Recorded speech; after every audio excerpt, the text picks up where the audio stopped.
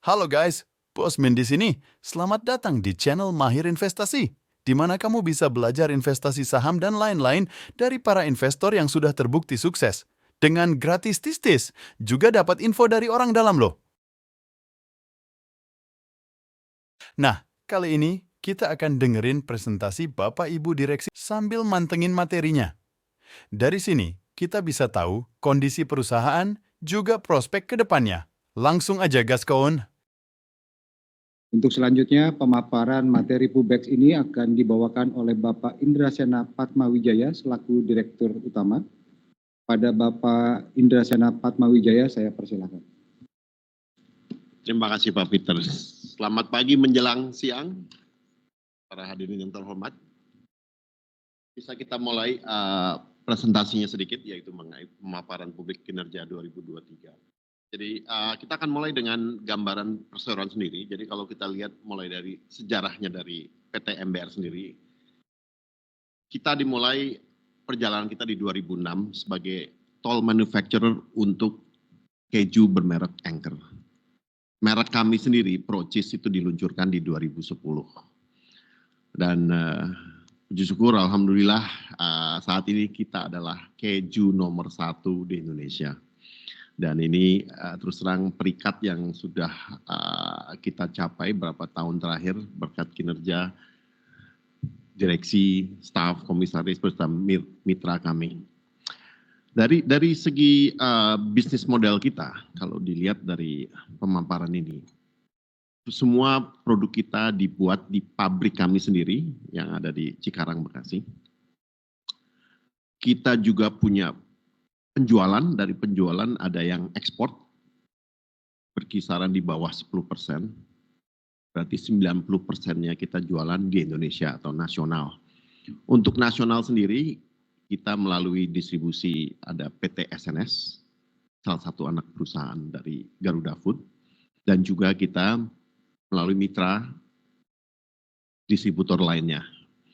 Untuk channelnya kami ada yang namanya Modern Trade, ini customer retail yang seperti supermarket, minimarket, dan kita juga jualan di general trade. Ini yang toko-toko kelontong, pasar juga ada di klasifikasi general trade. Yang ketiga, channel kami juga ada yang namanya e-commerce, yaitu penjualan melalui digital atau online. Dan yang terakhir, ini mungkin yang memang adalah cikal bakal dari perusahaan ini sendiri, yaitu di food service atau out of home channel. Slide berikutnya. Sedangkan dari produk bisa digambarin dalam 3 bagian. Bisnis terbesar kami datang dari keju blok. Baik dalam bentuk 2 kilo, kita juga punya 160 gram, dan juga ada yang lebih kecil lagi, 30 gram. Nah, terbesar kami datang dari blok ini, sekitar 80%. Sedangkan yang pertumbuhan tercepat kami di tahun lalu adalah yang dari bagian kedua, slices. Dengan merek seperti Cheddar, Gold, dan kita juga baru launching yang namanya Quick Melt. Di luar itu, kami juga meluncurkan produk yang namanya Mayo. Dan semua inilah yang kami produksi di pabrik kami sendiri. Slide berikutnya. Untuk jalur distribusi, inilah mungkin detail dari segi channel yang kami sebutkan tadi yang namanya modern trade. Modern trade di sini diwakili seperti customer yang kita sebut sebagai national key account. Customer seperti Alfamart, Hero, Lion, Indomaret. Ini adalah modern trade. Sedangkan untuk food service, kami bangga untuk bisa bermitra dengan berbagai perusahaan yang ternama dan yang populer di Indonesia seperti Martabak Pecenongan, Martabak 77, Orange, dan Kopi Kenangan. Mungkin sebagai catatan di sini dari survei yang ada di Indonesia mengenai martabak sendiri, karena martabak adalah salah satu pengguna keju yang besar di Indonesia. Dari top 10 martabak nasional, Pro-Cheese sudah bermitra dengan 5 top produknya. Untuk e-commerce tentunya kita menjalin kerjasama, terutama di marketplace, jadi seperti Tokopedia dan general trade. Kita melakukan banyak kerjasama selain ke toko kelontong. Sebenarnya jalur yang besar yang kami gunakan sebagai mitra adalah kami sebut sebagai bakery supplier atau grosir sebenarnya, karena mereka juga menservis toko-toko retail lainnya. Dan toko grosir sendiri zaman sekarang sudah pada modern. Mereka sendiri juga sudah tersedia online. Ini toko Wahab salah satunya. Baik yang secara brick and mortar atau toko yang ada secara fisik, tapi mereka juga menyediakan barang-barang melalui online. Untuk ekspor, yang tadi kontribusi di bawah 10%, kami telah membangun jaringan masih sekitar ASEAN, terutama di Filipina dan Myanmar baru-baru ini. Next slide. Dan kami juga bangga akan kemitraan kami atau partnership kami dengan Chef Renata yang sudah berjalan 3 tahun ya Pak Peter, dan Chef Acen yang sudah lebih dari 5 tahun ya. Dua pakar yang namanya tidak asing lagi, baik di mata konsumen, tapi lebih juga di customer kita. Inilah professional chef yang handal di bidangnya, yang juga membantu kami dalam membuat inovasi-inovasi termasuk resep-resep baru.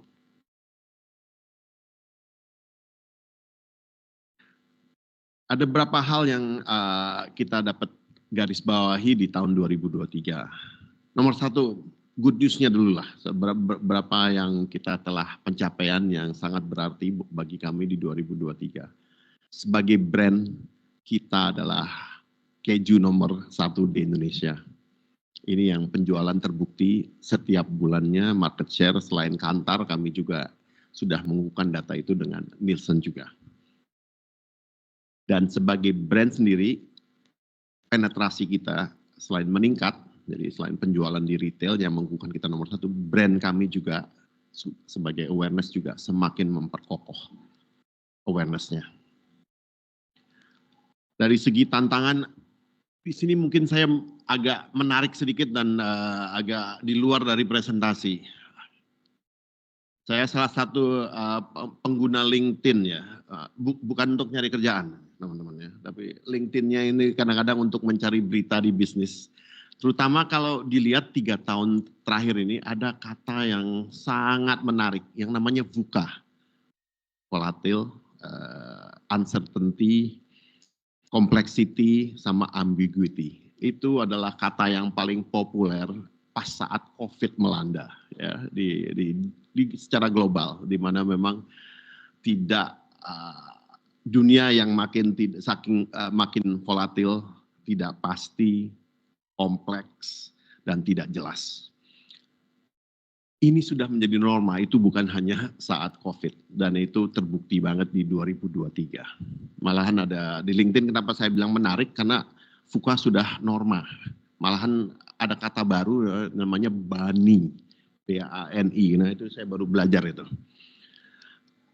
B-nya brittle, rapuh. A-nya itu anxious, kekhawatiran. N-nya itu non-linear, tidak garis lurus. Ya, yang naik turun. Ya. Kalau planning itu tidak bisa lagi yang namanya garis lurus. Dan yang terakhir adalah incomprehensible. Tidak mudah dipahami. Nah, ini adalah kenyataan, baik dari segi kenyataan maupun emosional juga. Nah, ini yang berlaku tentunya kita sebagai manusia, apalagi konsumen. Inilah kenyataan yang terjadi di 2023. Banyak yang bani situasinya.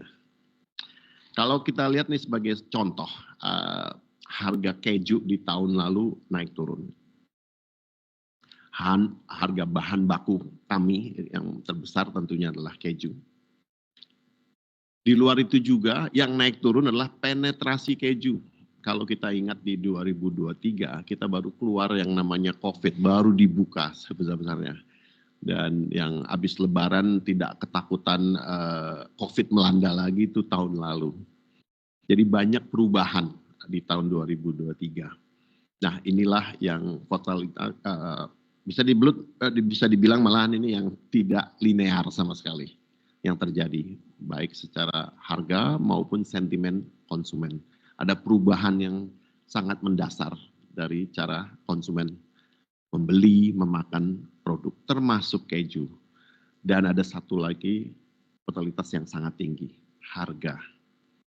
Harga karena sudah mulai orang keluar, mulai beli, belanja tidak harus di minimarket lagi, pasar tradisional mulai meningkat. Kejadian di 2023 inilah yang perubahan yang sangat fundamental yang menjadi norma ke depan. Ini tantangan yang ada di tahun 2023 yang nyata yang kita hadapi tahun lalu dan akan terus ada ke depannya. Kehidupan dalam norma Bani. Next slide. Tadi jadi pemaparan sedikit mengenai makro situasi yang tentunya ada dampak. Ini mengenai keju sendiri. Next slide. Jadi kalau kita lihat makronya sedikit lah mengenai Indonesia di sendiri.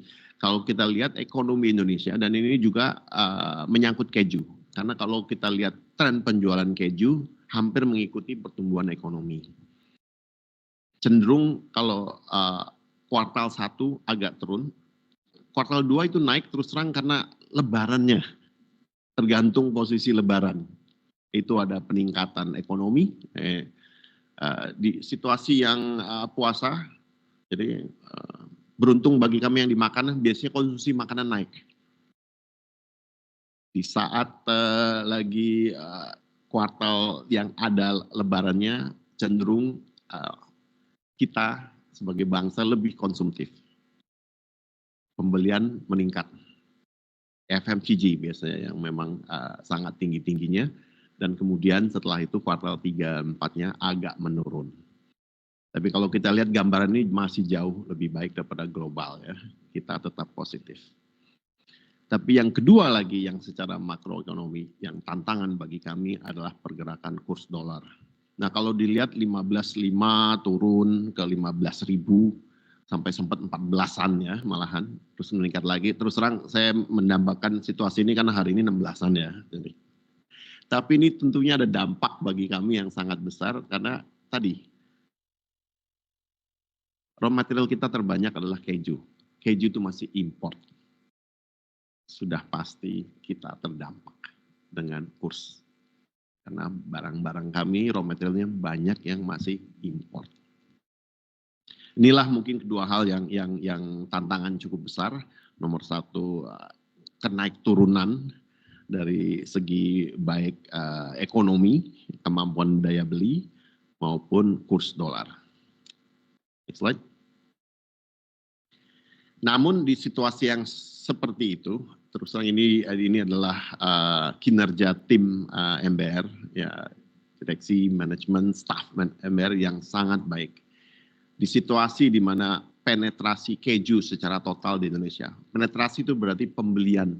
Ini adalah dari research mengenai jumlah keju yang dikonsumsi di household ya per rumah tangga itu cenderung menurun di 2023. Kalau kita lihat memang agak mulai menurun dari 2021. Kalau kita ingat lagi kembali ke COVID, pada di saat-saatnya COVID, kalau masih ada yang ingat COVID itu di April 20 ya.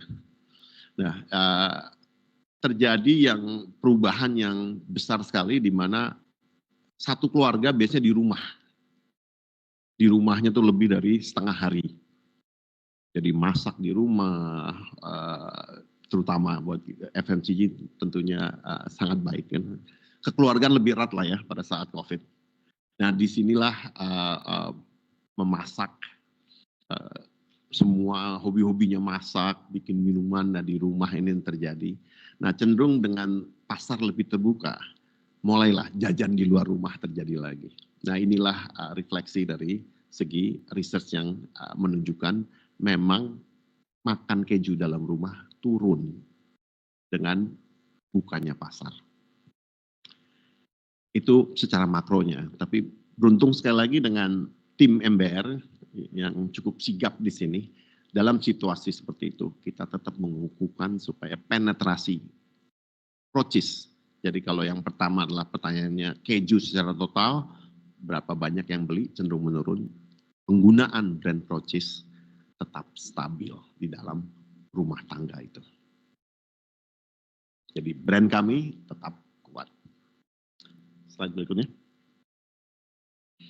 Dan ini juga terrefleksi dari segi yang namanya market share. Atau kalau data ini, kalau tadi adalah data mengenai pembelian di dalam rumah, ini adalah data penjualan dari toko-toko retail. Dan di sini kelihatan sekali kalau memang pangsa keju, terutama di retail, penjualannya menurun, market share kami pertahankan tetap nomor 1. Ada gejolak, baik di konsumen maupun di makro situasinya, tapi secara performa kita tetap pertahankan. Ya. Jadi itu secara performa bisnis, tapi yang mungkin yang saya secara pribadi yang sangat bangga, terima kasih di sini Pak Paulus untuk telah memastikan cara kita bekerja, dan yang lebih saya banggakan lagi adalah bagaimana kita bisa berkontribusi lebih besar lagi untuk bangsa adalah program CSR kami. Tanggung jawab kami sebagai perusahaan dan sebagai bagian dari bangsa Indonesia. Ada 3 yang di 2023 yang kami lakukan dalam wilayah CSR ini yang kami sangat bangga. Yang pertama adalah mengenai pilar pemberdayaan masyarakat. Dan kami lakukan ini dengan kolaborasi dengan Garuda Food ya. Jadi ini sesuatu yang kita bisa maksimalkan dan kami pastikan dari eksekusinya. Yang pertama adalah yang program Kampung Wirausaha Garuda Food dan MBR, di mana di sini kita tujuannya adalah untuk memberi peluang bagi masyarakat, terutama di sini komunitas ibu rumah tangga, untuk menambahkan semangat kewirausahaan, untuk terciptanya masyarakat yang lebih mandiri dan produktif. Yang kedua adalah pilar pendidikan. Di sini melalui program beasiswa pendidikan atau orang tua asuh,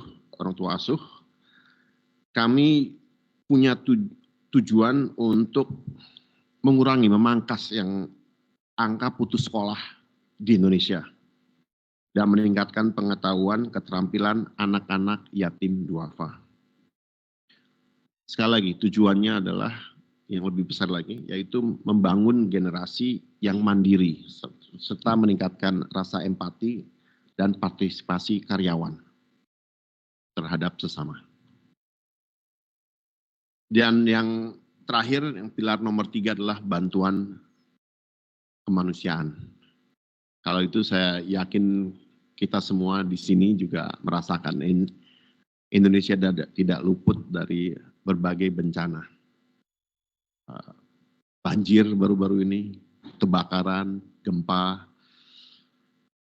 Tahun 2023 kita telah menyalurkan bantuan lebih dari 3.000 penerima manfaat dan korban bencana. Ya. Ini dari kami mengenai programnya. Sekarang untuk performa perusahaan sendiri.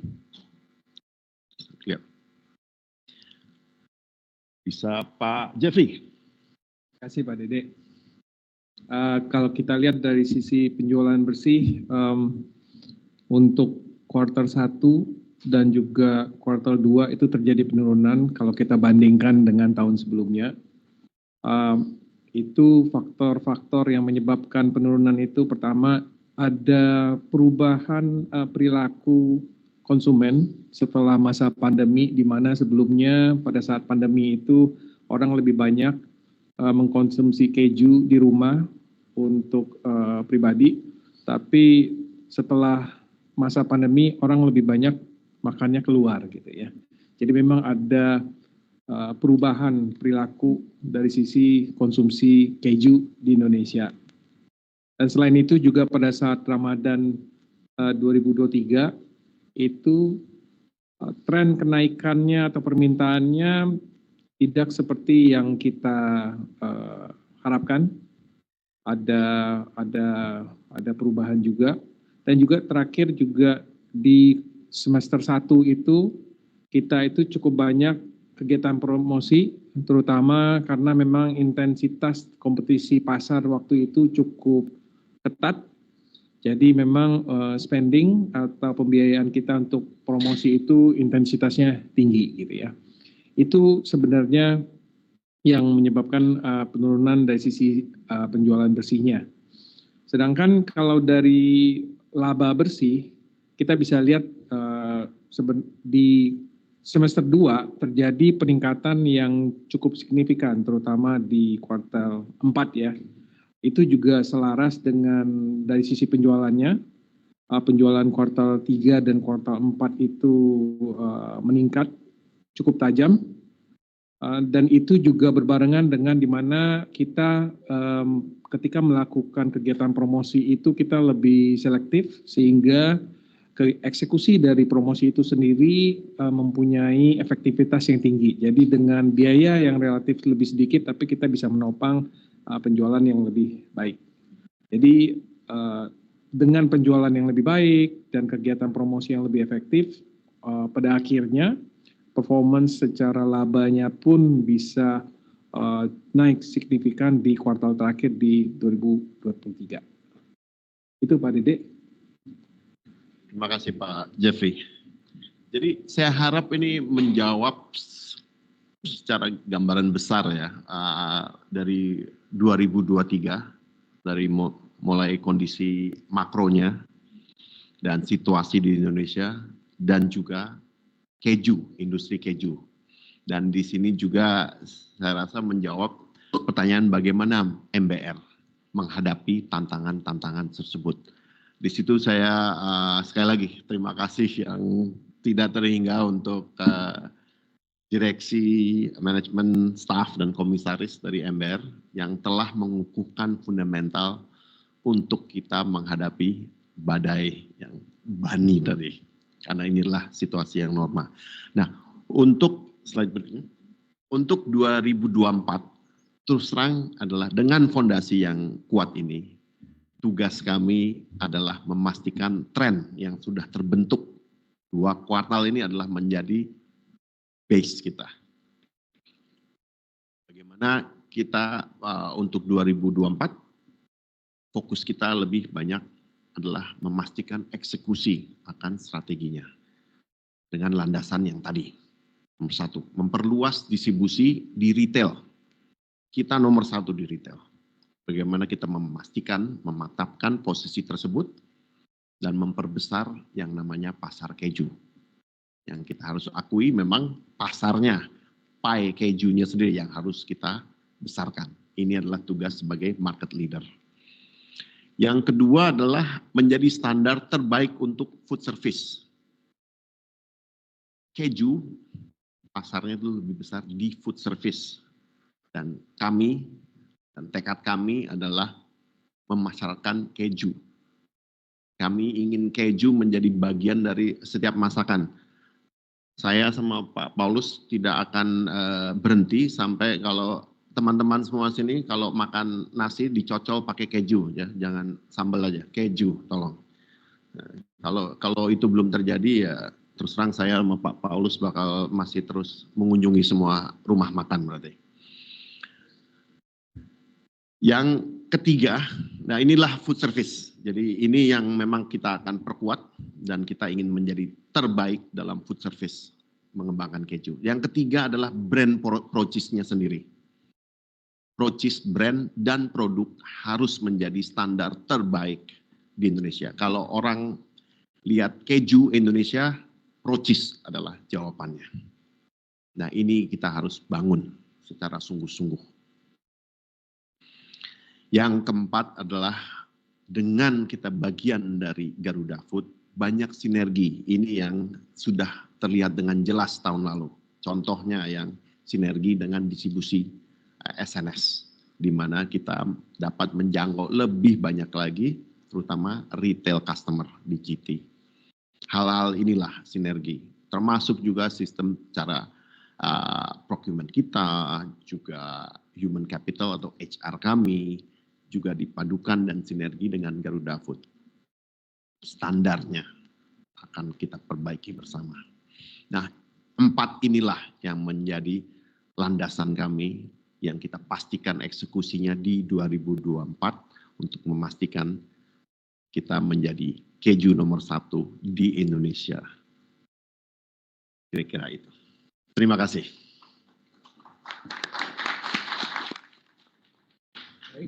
Baik, terima kasih Pak Dede.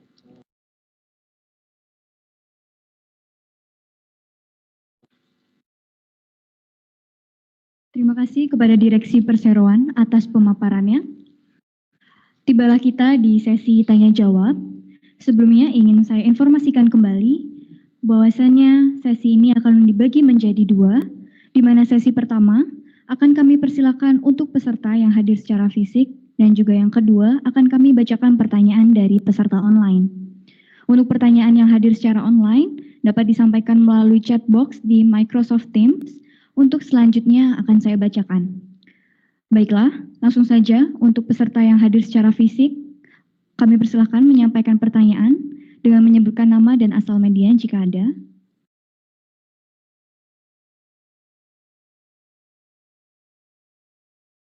Oh, pemegang saham mau nanya.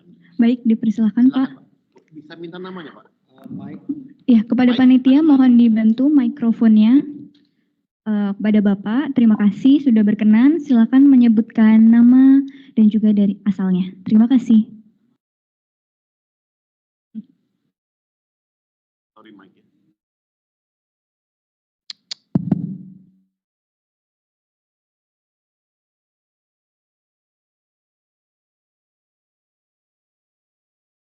Ini ada titipan ini Pak, pertanyaannya. Mana nih?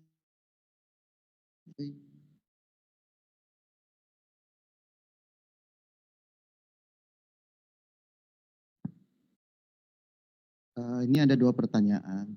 Yang pertama, kapan launching produk bumbu masak? Sudah 1 tahun belum ada update.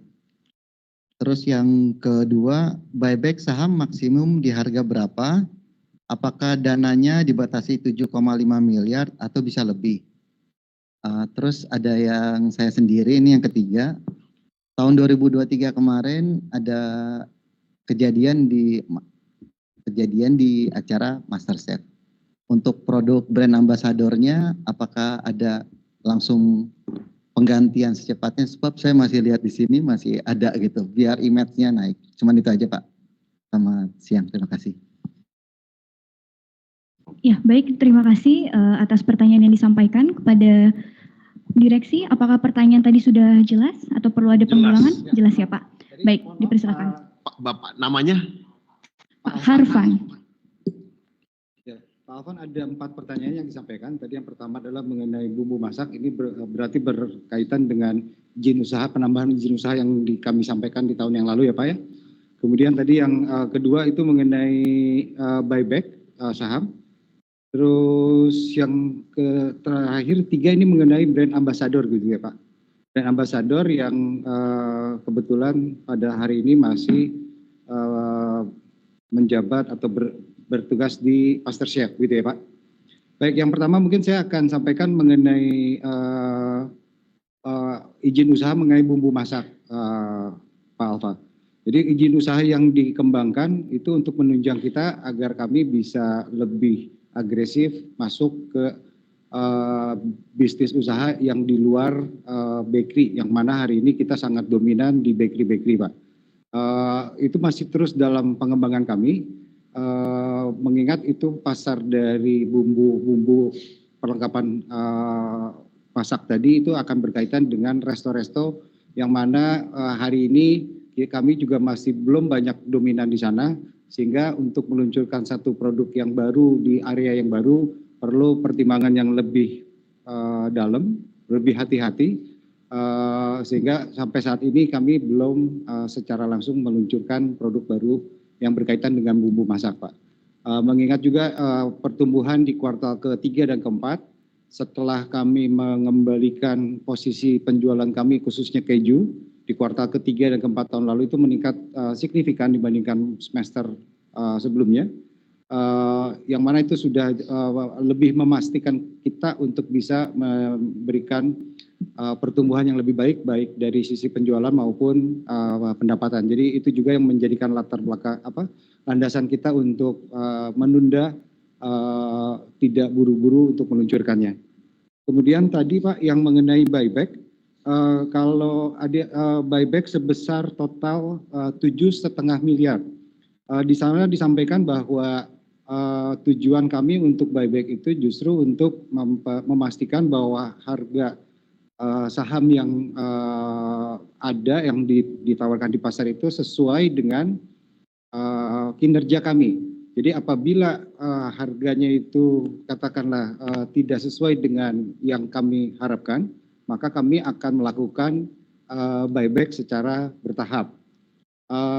Dana yang dikeluarkan tadi disampaikan pada rapat umum pemegang saham, dipastikan maksimum 7,5 miliar untuk pembelian secara bertahap sampai tahun ini, akhir tahun ini. Yang ketiga, Ambasador. Ini ada sejauh yang kami pantau Pak, kami tidak merubah atau masih tetap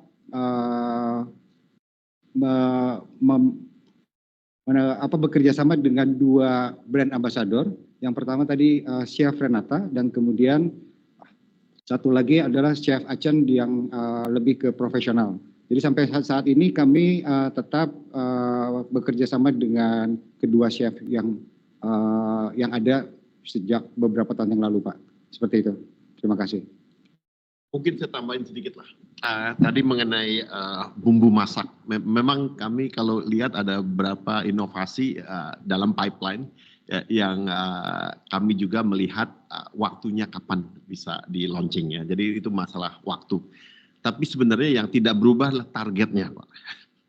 Target kami waktu membuat bumbu masak adalah untuk seperti yang tadi Pak Peter jabarkan, untuk mengejar supaya bisa ada di hotel restoran, karena bakery kami sangat kuat. Nah disinilah kami sangat bangga dengan tim food service kami, terutama chef, inovasi chef kami. Inilah yang bisa saat ini justru untuk menambahkan customer baru, baik hotel maupun restoran.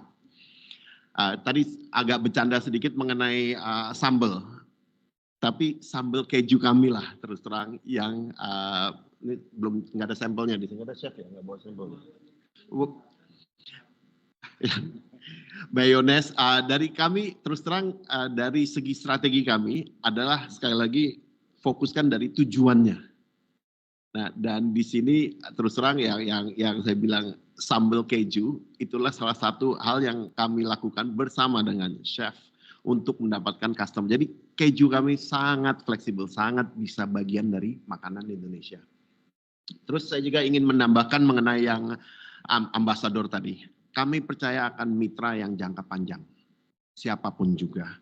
Dan tentunya di sini kami juga mendengar mengenai yang ada di sosmed. Kami tahu juga dari segi sosmed mengenai kebenarannya dan jangka panjangnya ya terus terang hati-hati menurut saya teman-teman. Jadi kami percaya akan kemitraan jangka panjang dan kami juga percaya akan mitra-mitra kami yang tentunya juga baik dari ketulusan, integritas mereka, dan inilah yang kita kenapa kita punya kemitraan yang jangka panjang. Jadi kami sangat bangga dengan kerjasama dengan ambasador kami, Chef Acen dan Chef Renata.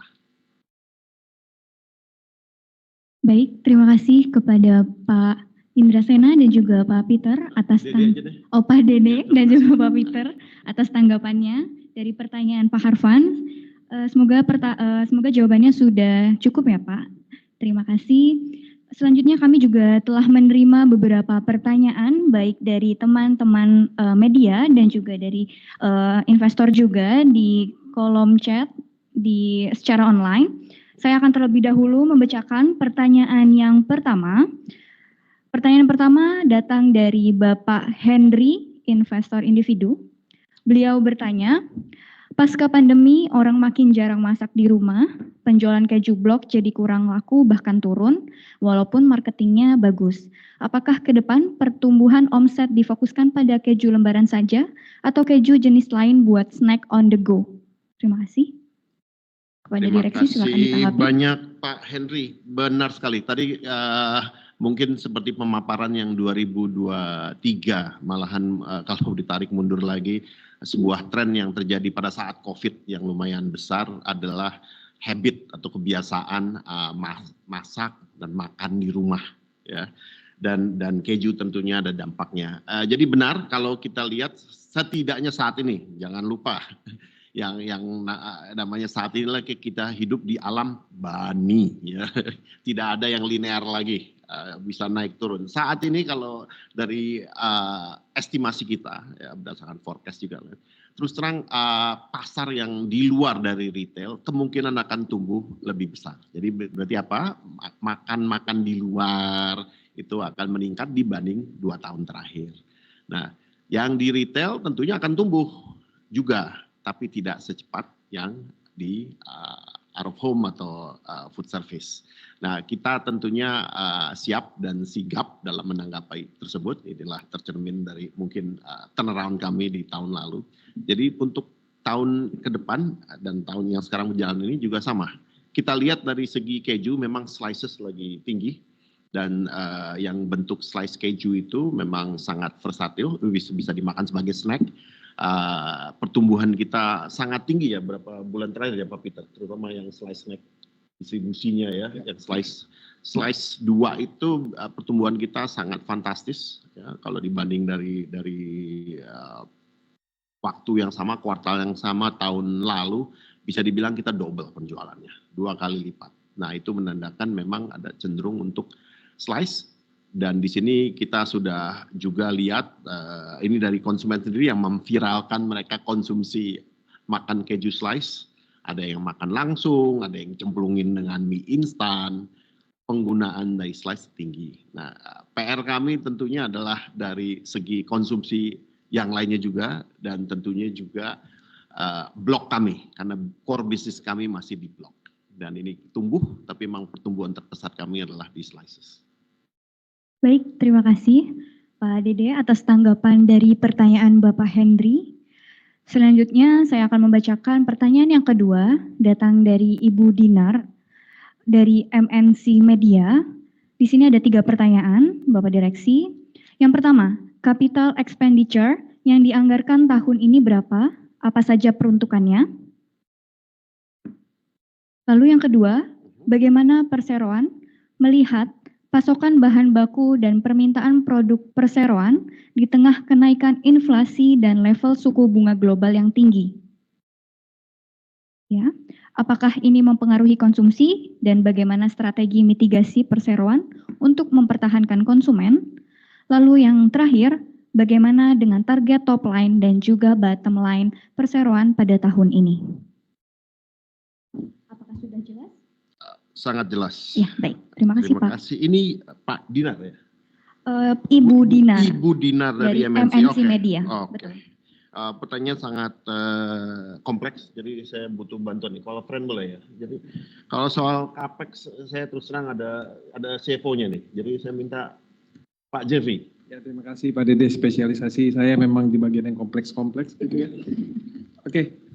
Cukup banyak memang pertanyaan kalau saya lihat dari yang beberapa yang sudah masuk itu kaitannya dengan capex gitu ya, atau capital expenditure. Jadi memang kalau untuk tahun 2024 ini kita mencanangkan capex itu tumbuh sekitar 80% lebih tinggi dibanding dengan tahun 2023 gitu ya. Peruntukannya fokusnya adalah terkait juga dengan penguatan kinerja penjualan kita di Q3, Q4 kita juga menyelaraskan dengan kapasitas gitu. Jadi fokus utamanya adalah peningkatan kapasitas yang juga selaras juga dengan meningkatnya permintaan kita untuk beberapa produk di kategori tertentu. Itu satu. Kedua juga investasi untuk beberapa mesin yang mungkin juga bisa meningkatkan efisiensi kita dari sisi biaya produksi. Nah ini juga nyambung, nanti ada juga yang beberapa pertanyaan terkait dengan kurs. Pak, gimana dengan kurs yang semakin naik ini gitu. Nah salah satunya adalah yang kita tingkatkan itu dari sisi investasi capex, selain nambah kapasitas juga diharapkan dengan kapasitas yang baru itu pun juga akan menurunkan biaya produksi kita untuk memitigasi kenaikan biaya dolar yang naik. Itu dari sisi capex, Pak Dede. Terima kasih Pak Jeffrey. Harap itu cukup jelas untuk yang mengenai capex, ambisi kita dan rencana kita untuk menopang. Nah, nanti yang pertanyaan nomor 3 yang saya jawab. Tapi yang nomor 2 juga sangat kompleks itu, bahan baku. Pak Ari. Ya, oke, makasih Pak Dede. Untuk bahan baku kita ada beberapa strategi ya. Memang bahan baku kita majority untuk keju ini masih import.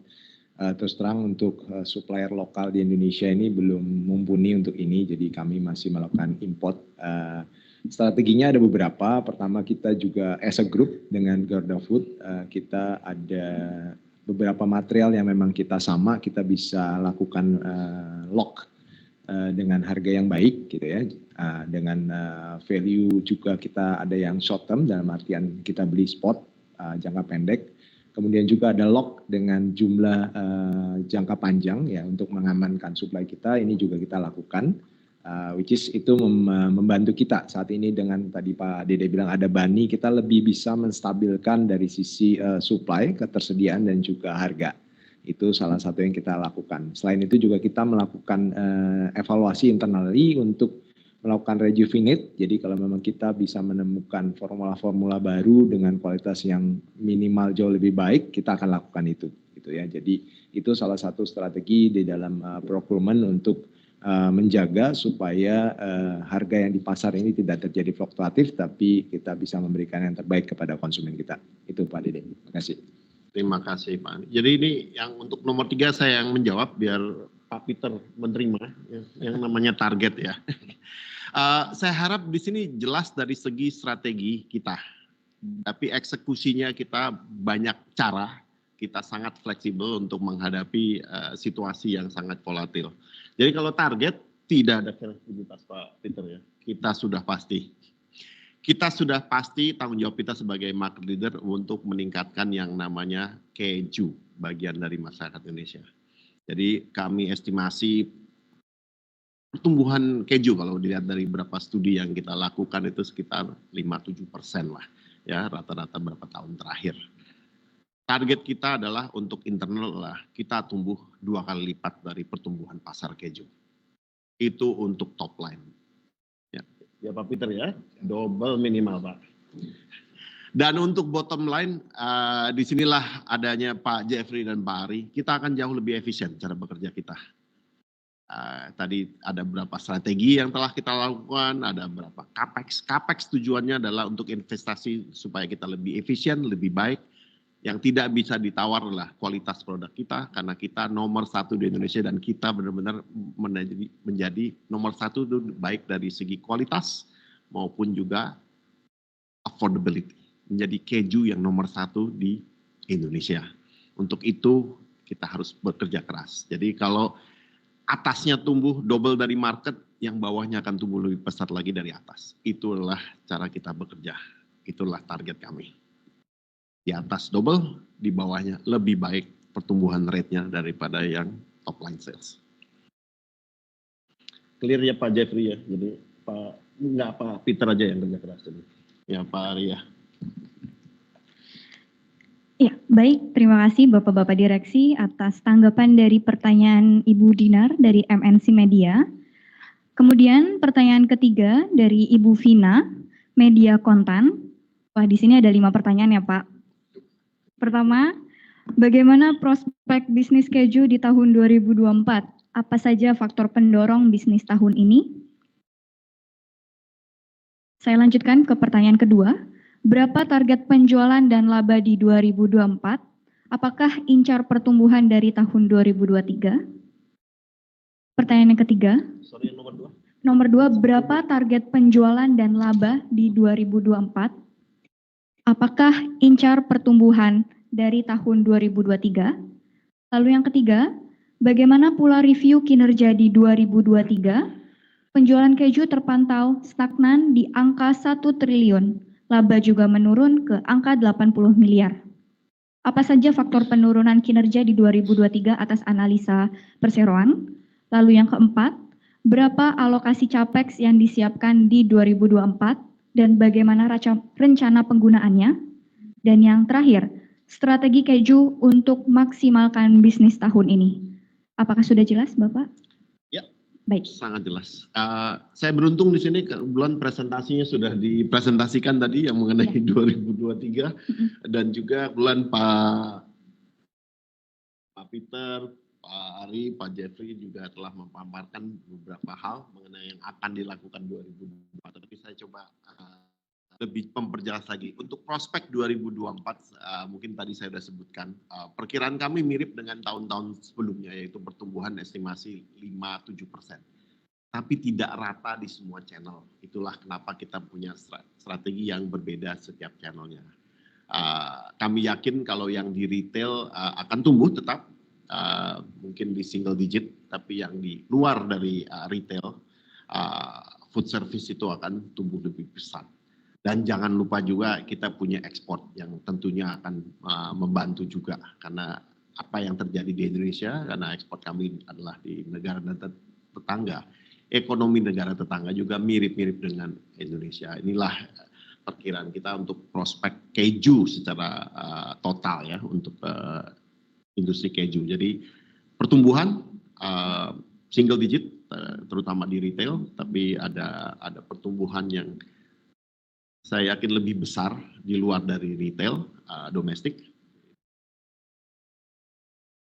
Yakin pertumbuhan akan lebih tinggi dan juga ekspor. Nah, pendorongnya yang utama ya tadi kita udah lihat beda dengan tahun-tahun sebelumnya. Kita ini udah pada mudik, saya harap udah balik dari mudik. Tidak ada kasus peningkatan yang tinggi yang meledak di negara manapun juga. Dengan COVID, pasar sudah terbuka. Nah, itulah yang kenapa ada perubahan dari cara kita konsumsi. Dan yang kedua adalah faktornya adalah GDP growth. Nah, kalau kita lihat Q1 GDP growth di Indonesia yang sangat baik, momentum ini saya yakin juga akan berkelanjutan. Jadi dua hal ini yang saya yakin untuk tahun 2024 makro faktornya mendukung untuk pertumbuhan yang lebih baik. Untuk target penjualan tadi mungkin saya udah cover sebelumnya juga. Target kami adalah dari top line double dari market rate growth dengan pertumbuhan di bottom line yang lebih cepat lagi ketimbang top line kami. Jadi itu mungkin ancar-ancar angkanya yang kalau matematikanya cepat itu udah kelihatan ya dengan angka-angka yang saya sebutin tadi. Untuk yang kinerja 2023 saya yakin tadi dari presentasi cukup jelas apa yang terjadi di 2023 baik secara keju industri sendiri, makroekonomi Indonesia dan tentunya juga performa dari perseroan dan menjawab dari angka 1 triliun dan laba dari kami. Capex juga sudah terjawab oleh Pak Jeffrey. Dan untuk strategi tadi kita sudah di slide terakhir yang untuk 2024 sangat jelas. Yaitu terus terang apa yang kita lakukan tahun lalu, eksekusinya kita akan perbaiki. Dan sudah terbukti dengan beberapa kuartal terakhir ini. Itu saja sih dari saya. Saya harap cukup untuk menjawab tadi. Oke, baik Pak. Terima kasih. Selanjutnya adalah pertanyaan terakhir dari sesi public expose. Pertanyaan terakhir datang dari Bapak Pambudi selaku investor retail. Ini sepertinya Pak Pambudi. Pam. Pambudi selaku investor retail. Apakah perseroan mau mengadakan debt accumulation ke depannya? Itu saja. Pak Jeffrey. Oke. Sampai dengan saat ini PT Mulia Boga Raya memiliki likuiditas yang cukup baik, sangat baik malah. Jadi sampai dengan akhir tahun ini kita belum ada rencana untuk melakukan debt accumulation. Baik Pak, terima kasih atas tanggapannya. Dengan dijawabnya pertanyaan terakhir tadi, maka berakhirlah pula sesi tanya jawab hari ini.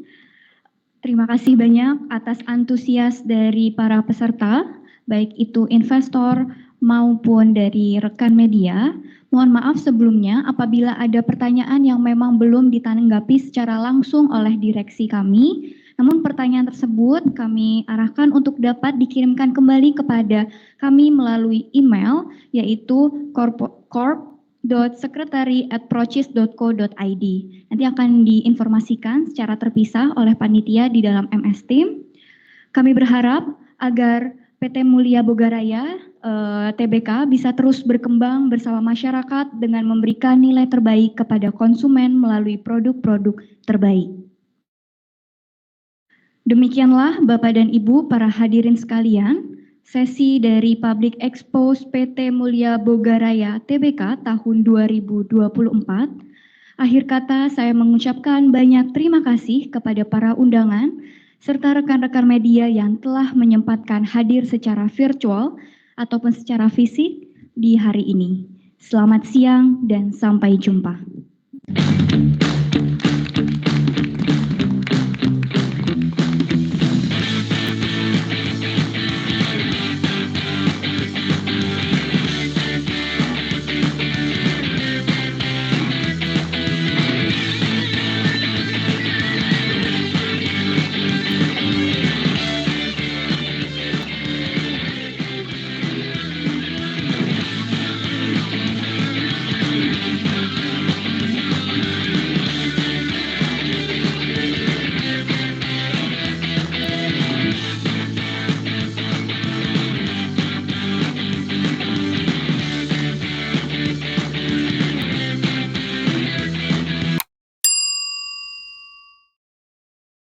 Nah, sekian penjelasan dari para direksi perusahaan. Semoga bermanfaat untuk keputusan investasimu. Jangan lupa like dan subscribe ya, biar channel ini bisa terus lanjut.